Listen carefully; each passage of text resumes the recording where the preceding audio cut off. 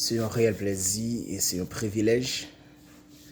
Et je dis encore, on apprend le soin pour nous présenter ce qu'on appelle la Christologie et qui c'est étude qui parle de Jésus-Christ que dans le pays nous et partout le monde entier il y a un combat qui a fait à travers de la religion qui c'est il y a des gens qui croient dans la christianisme, ça qui croit dans la religion et pentecôtiste et gagnent c'est baptiste, gagnent qui c'est catholique, etc.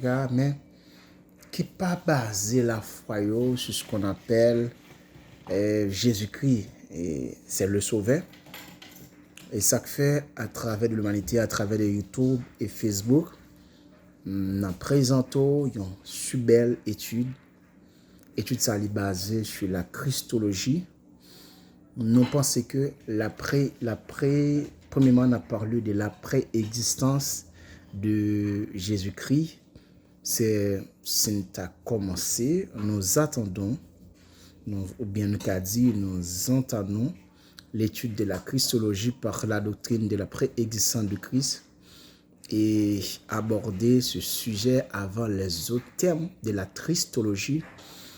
C'est réellement comment c'est par le commencement d'aucuns pourraient penser que l'étude de la personne de Christ débute avec la naissance sur la terre. Mais l'analyse des textes bibliques nous porte à remonter au temps éternel pour pouvoir produire une réflexion plus approfondie et plus correcte sur l'origine de Christ. Nous traitons ce sujet en le divisant en deux parties. La définition des concepts, l'analyse des preuves bibliques. Ayant le fait de définir les concepts préexistence, état pré-incarné et l'existence éternelle nous permettra de jeter les bases d'une bonne compréhension de la personne de Christ. Ensuite, l'analyse des preuves bibliques devra former notre conviction sur l'origine céleste de Christ. À la fin de ce chapitre, vous comprendrez que la Bible enseigne clairement que Jésus-Christ a vécu bien avant sa naissance sur la terre. D'après ça, il montre nous là que avant que Jésus t'ait fait apparition sur la terre, t'es passé par une femme qui s'est mariée, une femme qui a été vierge pour te gagner naissance ça qui t'est venu sur la terre. Pour te venir sauver l'humanité, c'est bien ça. Et nous pensons que c'est vraiment important que pour nous connaître que Jésus même, c'est le sauveur. C'est le Dieu tout-puissant. C'est l'admirateur. C'est le conseiller. C'est tout. La définition des concepts, nous utilisons trois expressions pour exprimer l'idée que Christ a existé avant sa naissance. Le terme préexistence. Le terme préexistence explique que avant que Jésus te vienne sur la terre,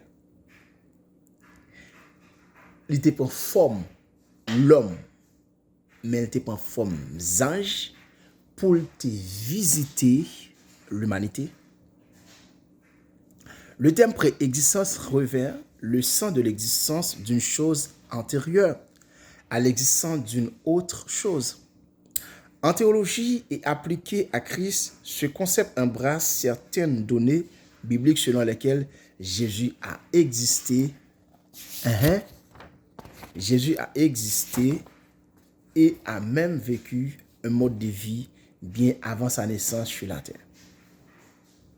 Que Jésus ait eu un mode de vie avant même qu'il était venu sur la terre pour te prendre forme l'homme, mais il était qu'on visiter les anciens lorsque ils étaient dans une péripétie, dans un combat, ou bien dans un problème à l'extrême que Jésus te prend forme des anges pour te venir délibérer, pour te venir porter au secours, pour te venir porter au support. C'est bien ça. Que nous pensons que il y a des gens qui prétendent que Jésus pas bon Dieu, Jésus pas Saint-Esprit. Lorsque nous employons le mot ça, qui c'est la divinité, la Trinité, nous dit que bon Dieu, c'est Jésus, Jésus, c'est Christ, c'est Saint-Esprit. Qu'il ne doit pas y avoir une différence entre Jésus, pour dire que Jésus son petit Dieu, Saint-Esprit son petit Dieu, mais grand Dieu, c'est bon Dieu. Non, non, non, non, non. Si nous allons dans sa dispensation, dans la dispensation, chaque élément ça yo, nous parlons là comme bon Dieu, Jésus, Saint-Esprit. Dans chaque dispensation, il y a un fonctionnement que il y a fait qui était pour te contrôler l'humanité. C'est chaque moment ça yo prend non ça yo pour contrôler l'humanité. Cela implique que l'existence terrestre de Christ était précédée d'une existence céleste auprès du Père. En effet, cette doctrine pourrait paraître à première vue incompréhensible, mais on pourrait paraître à première vue incompréhensible, mais en réalité, elle ne prête à aucune confusion. Car la doctrine de la préexistence ne signifie pas que Christ a existé avant son existence, ce qui serait effectivement un paradoxe. Elle signifie plutôt que Christ a existé avant sa naissance. Waouh! Ça que, comme si le monde voulait faire nous comprendre, voulait faire nous connaître que c'est pendant Jésus, il vient sur la terre qu'il existait. Non. Non, non, non, non.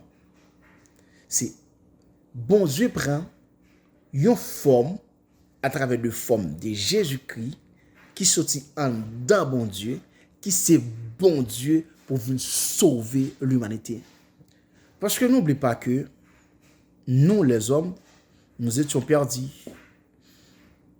errants. Pour qui ça? Parce que Adam te commet un péché qui suivre l'humanité, mais que les hommes te perdus, les hommes pas jouer une présence bon Dieu parce que avant Adam te péché, les hommes te gen privilège, te gen tout privilège pour te communiquer parce que pas oublier que la communication fait un pile bagaille pour nous. C'est pour cela que lorsque les hommes perdent la communication avec Dieu, amen. Quand les hommes tombent dans le péché parce que les hommes, Dieu te parle avec les hommes, communique avec les hommes te vivent parfait sans péché. Mais immédiatement que les hommes tombent dans le péché, que l'existence que les hommes en tant que amis, amitié avec Dieu, ça finit. Mais la Bible peut expliquer nous lorsque Dieu lui voit que l'homme lui fait avec propre imagine qu'il n'est pas qu'à perdre ça avec l'homme que amitié ça dit bien. Et ça fait les pral fait plan de la rédemption dans l'homme perdu dans Genèse chapitre 3 le verset 15.